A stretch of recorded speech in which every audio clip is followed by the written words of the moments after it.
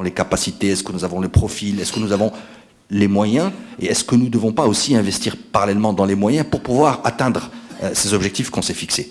Nous n'avons pas des capacités de gestion et de management public qui sont à la hauteur, largement, qui sont à la hauteur des ambitions qu'on se pose. Et ça, il faut le voir. Il faut le voir, les gens qui travaillent au sein de l'administration le savent.